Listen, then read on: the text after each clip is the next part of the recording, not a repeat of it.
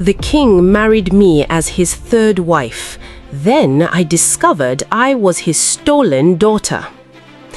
The night they brought me to the palace, they covered my face with a veil of red cloth, and I did not see the king until I was already his wife. Third wife, a girl of 17 sold into a marriage her own father arranged, or so I believed. But 3 months into that marriage, an old woman washing my feet in the royal bathhouse looked up at me, screamed, and dropped her calabash of water. She pointed at the birthmark on my collarbone, the one shaped like a crescent moon, and said words that broke my world into pieces. That mark, that is the mark of the stolen princess. If you are new here, welcome, and please subscribe, because what I am about to tell you is not a story you forget in a hurry. My name in this story is Adekemi, and this is what happened to me. Before the palace, before the veil, before any of it, I was just a girl in a small village called Ilaje Oke, tucked between 2 rivers in the old Yoruba kingdom of Oyeku. My father was called Adegeshin, a palm wine tapper, poor but proud, the kind of man who would rather go hungry than owe another man a debt. My mother had died when I was young, from a fever nobody could name, and it was just me and my father in a mud house with a leaking roof. I did not know at the time that my father was not really my father. I did not know that the woman I called mother in my earliest memories, the one who used to sing to me in a language slightly different from the one everyone else spoke, was not the woman who had given birth to me. Nobody knew. That was the whole point. That was the plan. I grew up believing I was ordinary. I fetched water, I helped in the farm, I sold akara by the roadside on market days. I had a laugh that people said was too loud for a girl, and eyes that my father always said reminded him of his late wife, though now I know he was lying to protect a secret bigger than both of us. I had a friend, a boy named Ademiran, the blacksmith's son, and everyone in the village teased that we would marry one day. I believed it too. I believed my life would be small and simple: marry Ademiran, have children, grow old by the river. I did not know that a king's eyes were already searching for me before I even knew his name. The king of Oyeku was called Oba Adebola, a powerful ruler whose kingdom stretched from the 2 rivers to the edge of the great forest. He already had 2 wives, both from noble families, both unable to give him what he wanted most. Not a son. He already had 2 sons from his first wife, Adebola's first wife. What he wanted was something else, something darker, something tied to an old prophecy that the elders of his court whispered about only behind closed doors, that the true bloodline of Oyeku's throne would only be secured, would only be blessed when a lost daughter returned to the palace. Nobody explained this prophecy fully to the people. Nobody explained it to me. But it was the reason the king's messengers came to our village that Harmattan season, moving from house to house, looking for every unmarried girl, checking for a mark, a crescent moon, right at the collarbone. When they saw the mark on me, hidden as I was in that little village, everything moved so fast I could barely breathe. My father, the man I called father, went pale as ash when the king's chief messenger, a sharp-eyed man named Balogun Fasina, lifted my collar and gasped. I remember my father's hands shaking as he tried to step between me and the messenger, saying, "She is just my daughter, just an ordinary girl, please, take another." But Balogun Fasina was already smiling the smile of a man who has found treasure. Within a week, the bride price was paid, an obscene amount of cowries, cloth, and cattle that no one in our village had ever seen at once, and I was told I would be the king's third wife. I cried for 3 nights, not because I hated the king, I had never even seen his face, but because it meant leaving Ademiran, leaving the rivers, leaving the only life I knew. My father would not look me in the eye during those 3 nights. At the time, I thought it was grief. Now I know it was guilt eating him alive, because he alone among everyone in that village knew exactly why the king's men wanted me, and he knew he could not stop it, and he knew that once I entered that palace, secrets that had been buried for 17 years would start clawing their way to the surface. Subscribe now if you want to see how deep this goes, because we have barely scratched the surface. The morning I left for the palace, my father held my hands for a long time at the edge of our compound. He said something strange before I climbed onto the horse-drawn carriage sent by the king. He said, "Adekemi, whatever you hear in that palace, whatever they tell you about yourself, remember that I loved you like my own blood." Like my own blood. At the time, I thought it was just a father's tender way of speaking. It took months before I understood he had chosen his words with terrible precision, because I was not in fact his own blood, though he had loved me exactly like I was. The palace of Oyeku was more beautiful and more frightening than anything I had imagined.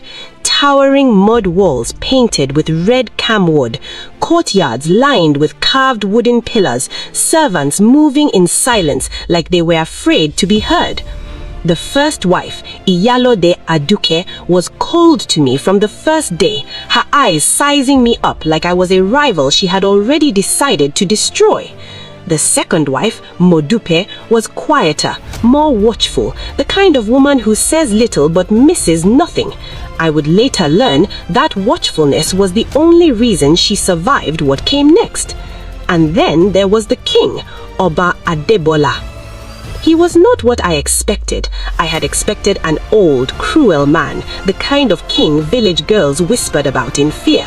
Instead, he was in his prime, broad-shouldered, with a voice that carried authority without needing to shout, and eyes that studied me the first night I was unveiled before him with an intensity I could not read.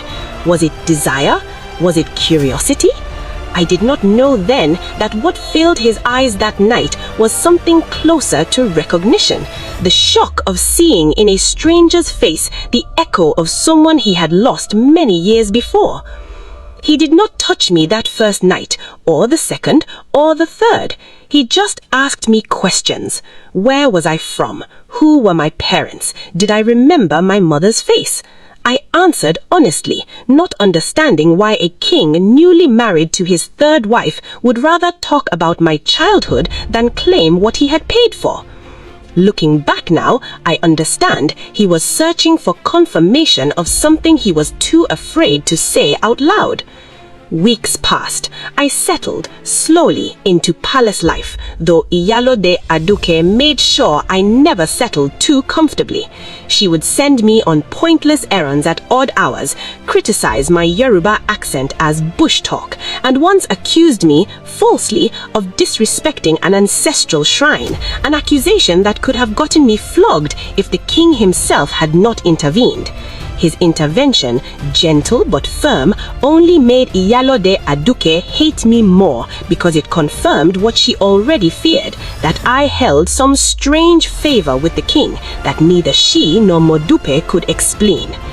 It was in the 3rd month in the royal bathhouse that everything cracked open. The old woman's name was Iya Osun.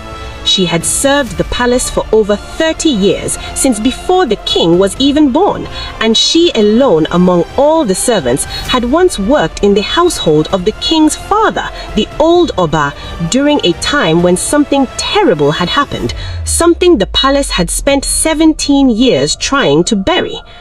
When she saw the crescent moon mark on my collarbone that morning, she did not just gasp, she fell to her knees, water spilling everywhere, and began to weep, calling a name that was not mine. Aduke, no, wait, forgive me, let me be clear, she called a different name entirely, a name I had never heard before. Folashade, little Folashade, you have come back. I told her, confused and a little afraid, that my name was Adekemi, that she must be mistaking me for someone else. But she grabbed my wrist so tightly it left a mark and said, "That birthmark does not lie. You are the daughter of the old Oba's first and true love, stolen from this palace when you were barely 2 years old. And if my memory serves me right, child, that would make you not just the king's wife." She stopped herself. Her eyes went wide with terror, as though she had already said too much. She scrambled up, gathered her things, and fled the bathhouse without finishing her sentence, leaving me standing there, dripping wet, my mind spinning in 1,000 directions. Not just the king's wife. What was she going to say? I did not sleep that night. I turned her words over and over. Stolen from the palace. The old Oba's true love. If the old Oba was the king's father and I was his daughter, then Oba Adebola, my husband, would not just be my husband, he would be my half-brother, or worse. I did not even want to finish the thought. I needed answers, and there was only one place I could get them without drawing suspicion. The palace's oldest record keeper, a blind man named Baba Alarinka, who kept the royal genealogies memorized because he had gone blind before he could write most of them down.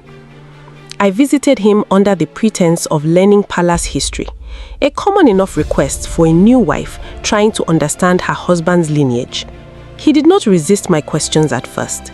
He told me proudly about the old Oba's reign, about the wars won, about the many wives. But when I asked, carefully, about a lost daughter, his face changed completely. He grew very still. "Who told you to ask me this?" he said. I lied and said I had merely heard whispers among the servants. He was quiet for a long moment, and then he said something that still gives me chills. The old Oba had a daughter with a woman he loved more than any of his official wives, a woman from a rival kingdom, a forbidden love, a scandal that could have started a war if it became known. That daughter disappeared as a toddler. Some say she was killed to erase the scandal. Some say she was given away, hidden so that she would never grow up to make claims on the throne. Only a few people alive today know the truth of what really happened, and most would rather die than speak of it. I asked him who might know. He hesitated, then whispered one name, Balogun Fasina, the very messenger who had found me in my village, the man who lifted my collar and smiled like he had found treasure. Subscribe if you're still with me, because this is where things get even more twisted. I confronted Balogun Fasina in secret, late one night in the shadow of the palace's outer wall, where servants sometimes met lovers away from watching eyes. I told him what Iyaosun had said, what Baba Alarinka had implied. I demanded the truth. At first, he denied everything, but when I threatened to take my questions directly to the king, his composure broke. He told me a story that turned my entire life inside out. 17 years ago, the old Oba had indeed fathered a daughter with a woman named Yeye Bisade, a noble woman from the rival kingdom of Ilupeju, a kingdom Okuye had once been at war with. Their love was secret, forbidden, dangerous. If it became known that the Oba had a child with an enemy noblewoman, it would have destabilized fragile peace treaties and enraged both his official wives and his council of chiefs. When Yeye Bisade died suddenly, some whispered poison, though it was never proven, the infant daughter became a problem too dangerous to keep in the palace. Rather than kill an innocent child, which even the cruelest chiefs balked at, the old Oba secretly arranged for the baby to be smuggled out and given to a loyal, discreet servant to raise far away, in a small village, under a new identity, with instructions that she must never learn the truth. That loyal servant was my father, Adegeshi. He had not stolen me out of cruelty. He had rescued me at great personal risk and raised me as his own daughter for 17 years, loving me so completely that even I, his supposed daughter, never once suspected the truth. The guilt I saw in his eyes before I left for the palace was not guilt over losing me to a marriage. It was the terror of a secret he had guarded with his life finally coming due. But here is the twist that even I did not see coming. The twist that Balogun Fasina revealed with trembling hands. The old Oba had died only 2 years ago, and on his deathbed, he had confessed everything to his eldest son, the man who now sat on the throne as Oba Adebola, my husband. He learnt at his father's deathbed that he had a half-sister somewhere out there, marked by a crescent moon birthmark, and that finding her, not to marry her, but to protect her and restore her rightful place, had become his sacred mission. Balogun Fasina had been sent to find me not as a bride for the king, but as a long-lost princess to be brought home. The marriage, the veil, the third wife ceremony, all of it had been a deliberate disguise, a way to bring me into the palace quietly, without alerting Iyalode Aduke's powerful family, or the council of chiefs, who would have seen a returning half-royal daughter as a threat to the succession of Adebola's own sons. The king had never intended to touch me as a wife. He had married me in name only to protect me, while he quietly worked out how to reveal the truth without tearing the kingdom apart. That is why he had never come to my bed. That is why he studied my face with such strange intensity. He was not falling in love with a new wife. He was searching for his father's ghost in the face of his sister he had sworn to protect.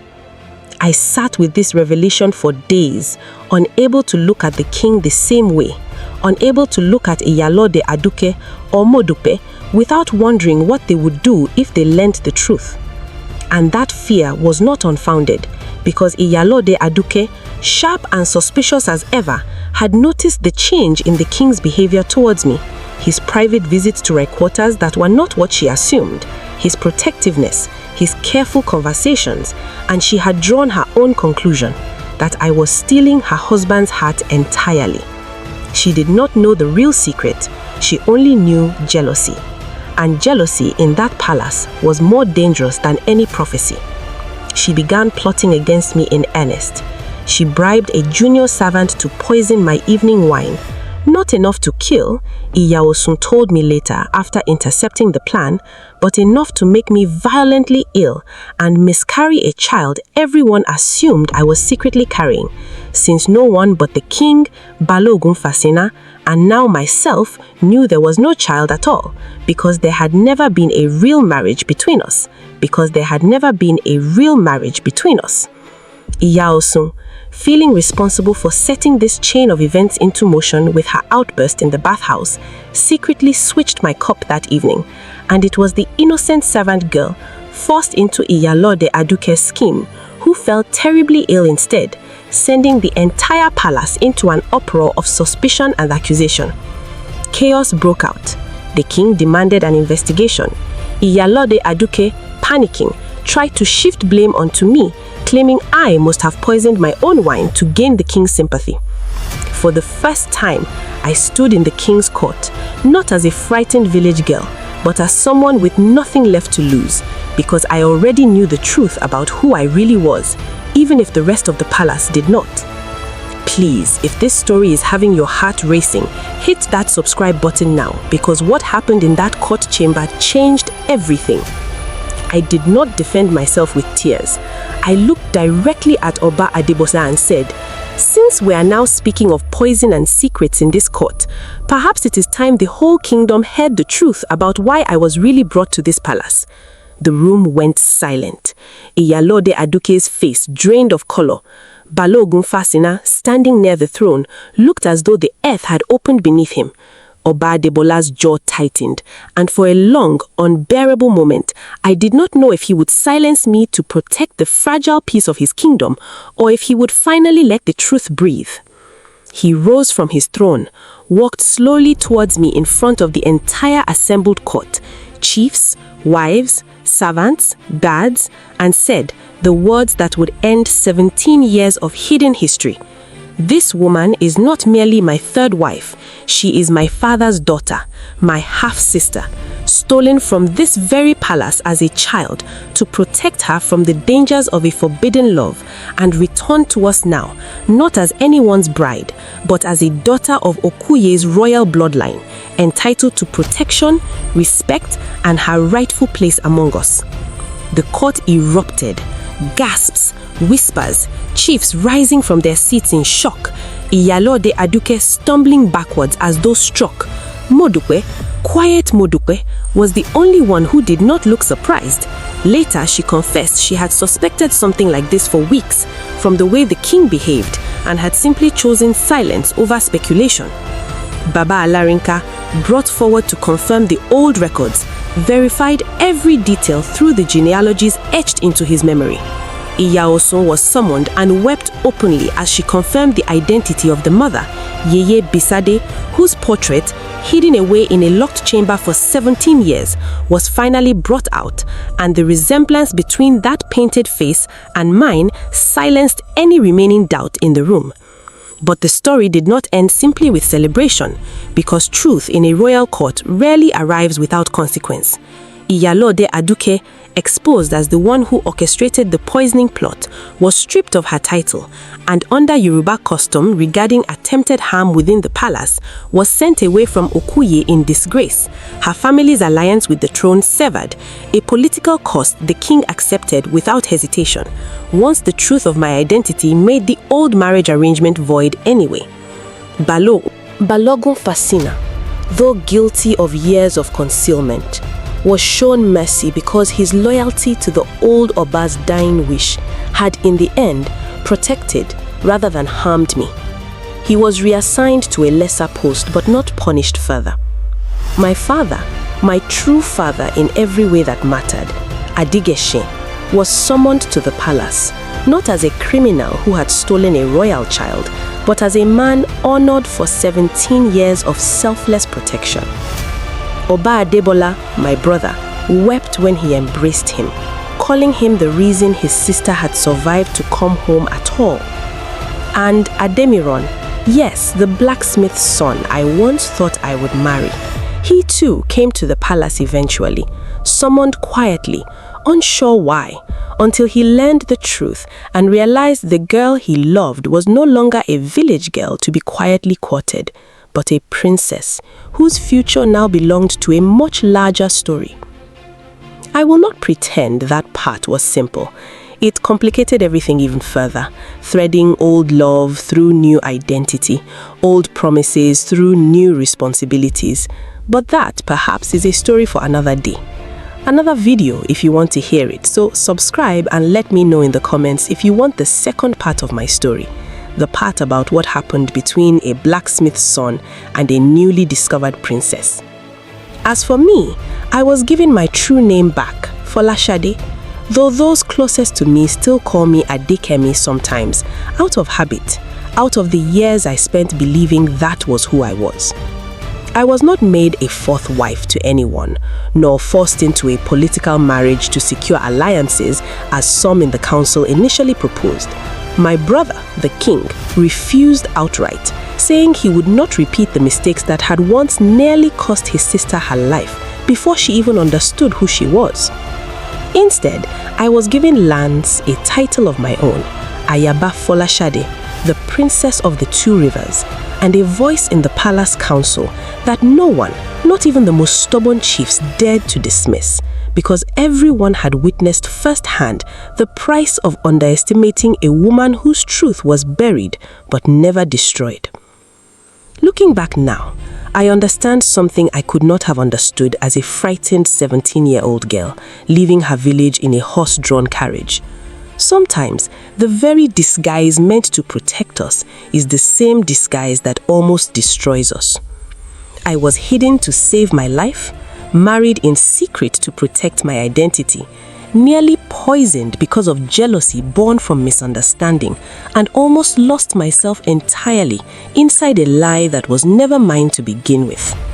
But truth, when it finally comes, has a way of rearranging everything.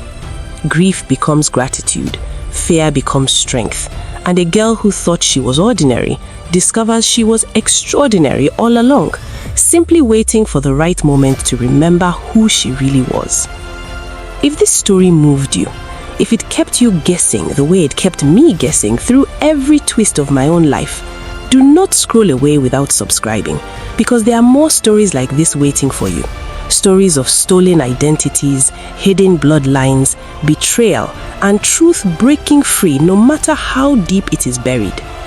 Drop a comment telling me which twist shocked you the most: the messenger's secret, the king's true intentions, or the mother's forbidden love that started it all.